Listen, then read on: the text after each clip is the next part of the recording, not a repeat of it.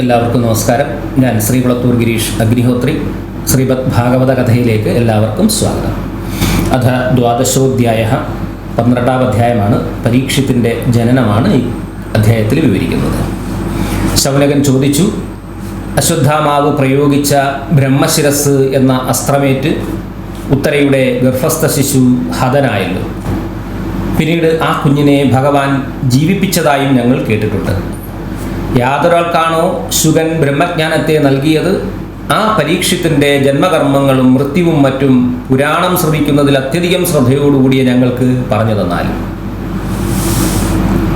സൂതൻ മറുപടി പറഞ്ഞു, ധർമ്മജനായ യുധിഷ്ഠിരൻ കൃഷ്ണപാദ സേവാനിരതനായും കാമസ്പർശമില്ലാതെയും പിതാവ് പുത്രന്മാരെ എന്ന പോലെ പ്രജകളെ പരിപാലിച്ചു.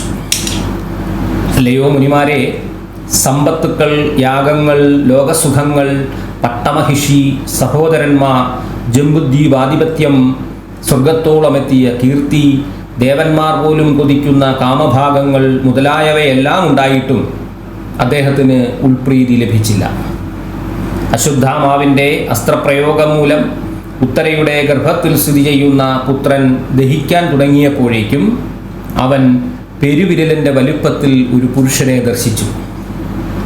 സുവർണകിരീടമണിഞ്ഞവനും സുന്ദരനും നീലവർണ്ണത്തോടുകൂടിയവനും മിന്നൽപ്പിണർ പോലെ ശോഭിക്കുന്ന പീതവസ്ത്രം ധരിച്ചവനും വികാരരഹിതനും ശ്രീമാനും ചതുർബാഹുവും ചുട്ടുപഴുത്ത സ്വർണത്തിൻ്റെ ശോഭയോടുകൂടിയ കുണ്ടലങ്ങൾ ധരിച്ചവനും രക്തവർണ്ണത്തിലുള്ള നേത്രങ്ങളോടുകൂടിയവനും ഗദ കയ്യിൽ ധരിച്ചവനും അതിനെ നാലുപാടും ചുഴറ്റിക്കൊണ്ട് നടക്കുന്നവനുമായ പുരുഷനെ ദർശിച്ചു.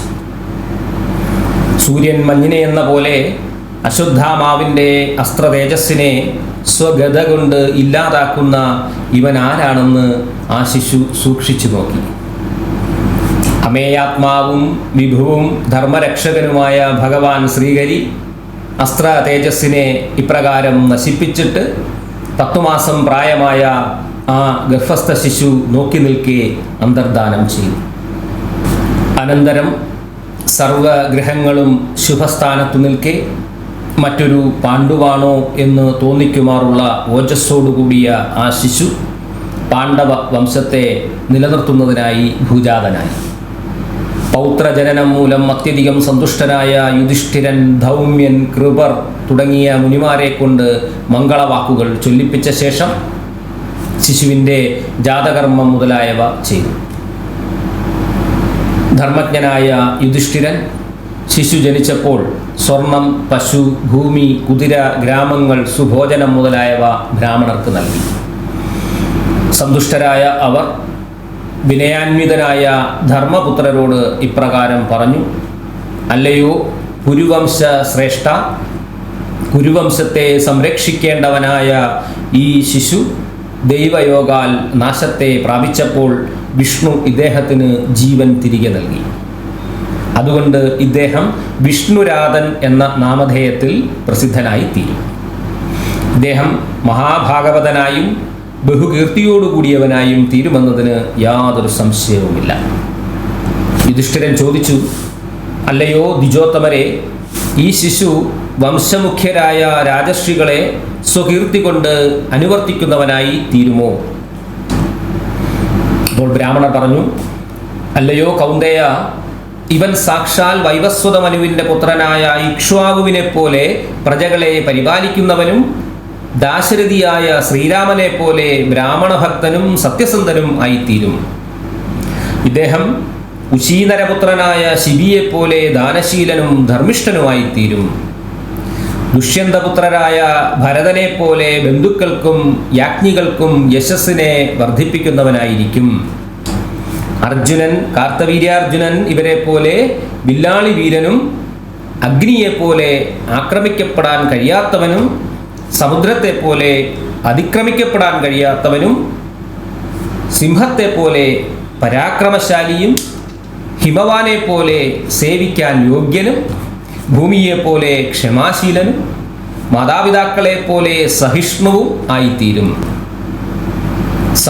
സമത്വബുദ്ധിയിൽ പിതാമഹനായ ബ്രഹ്മാവിന് തുല്യനും പ്രസാദത്തിൽ ശിവന് തുല്യനും ആശ്രയം നൽകുന്നതിൽ രമാപതിയായ വിഷ്ണുവിന് തുല്യനും ആയിത്തീരും. സർവസമ്പദ്ഗുണ മാഹാത്മ്യത്തിൽ ഭഗവാൻ കൃഷ്ണനെ അനുകരിക്കുന്നവനായിത്തീരും.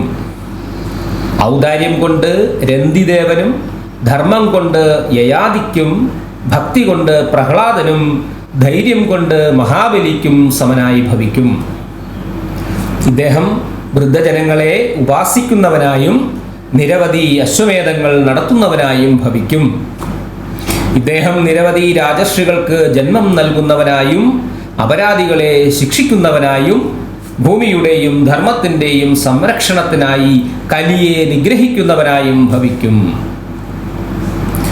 ബ്രാഹ്മണപുത്രനാൽ പ്രേരിതനായ തക്ഷകനിൽ നിന്ന് സ്വമൃത്യു വാർത്തയറിയുന്ന ഇദ്ദേഹം മുക്തസംഗനായി ശ്രീഹരിയുടെ പദത്തെ പ്രാപിക്കും. അല്ലയോ നൃപോത്തമ, ഇദ്ദേഹം വ്യാസാത്മജനായ ശ്രീശുകനിൽ നിന്ന് അറിയാൻ ആഗ്രഹിച്ച ആത്മതത്വത്തെ അറിയുന്നവനായി ഭയം വെടിഞ്ഞ് സ്വശരീരത്തെ ഗംഗയിൽ വെടിഞ്ഞ് വിഷ്ണുപദത്തെ വളരെ പെട്ടെന്ന് തന്നെ പ്രാപിക്കും. ജാതകബലം അറിയുന്നതിൽ സമർത്ഥരായ ബ്രാഹ്മണരിൽ നിന്നും ഈ വാർത്ത ശ്രവിച്ച യുധിഷ്ഠിരൻ സന്തുഷ്ടനായി തീർന്നു. അദ്ദേഹം നൽകിയ ഉപഹാരങ്ങളും കൊണ്ട് ആ ബ്രാഹ്മണോത്തമർ സ്വഗൃഹങ്ങളിലേക്ക് മടങ്ങിപ്പോയി. താൻ ഗർഭത്തിൽ വെച്ച് കണ്ട ദിവ്യരൂപത്തെ ധ്യാനിച്ചുകൊണ്ട് ആ രൂപം ഓരോ മനുഷ്യരിലും ഉണ്ടോ എന്ന് പരീക്ഷിക്കുക നിമിത്തം പരീക്ഷിത്ത് എന്ന നാമധേയത്തിലും ആ ശിശു പ്രസിദ്ധനായി. ശുക്ലപക്ഷ ചന്ദ്രനെ പോലെ ആ ശിശു ധർമ്മപുത്രാദി പിതൃക്കളുടെ പരിരക്ഷണയിൽ വളരെ പെട്ടെന്ന് വളർന്നു വന്നു. ബന്ധുദ്രോഹം മൂലമുണ്ടായ മഹാദുഃഖത്തിൽ നിന്ന് ശാന്തി ലഭിക്കുന്നതിനായി യുധിഷ്ഠിരൻ അശ്വമേധം നടത്തുവാൻ തീരുമാനിച്ചു. പക്ഷേ ദണ്ഡം, കപ്പം എന്നീ ഇനത്തിൽ നിന്നും ലഭിക്കുന്ന ധനമില്ലാത്തതുകൊണ്ട് അദ്ദേഹം ദുഃഖിതനായി തീർന്നു. ശ്രീകൃഷ്ണന്റെ ഉപദേശപ്രകാരം അദ്ദേഹത്തിൻ്റെ സഹോദരന്മാർ വടക്കുവശത്തു നിന്നും ധാരാളം ധനം കൊണ്ടുവന്നു കൊടുത്തു. ബന്ധുദ്രോഹത്തെക്കുറിച്ചോർത്ത് ഭീതനായ യുധിഷ്ഠിരൻ ആ ധനം കൊണ്ട് 3 അശ്വമേധങ്ങൾ നടത്തി ഭഗവാൻ ഹരിയെ യജിച്ചു.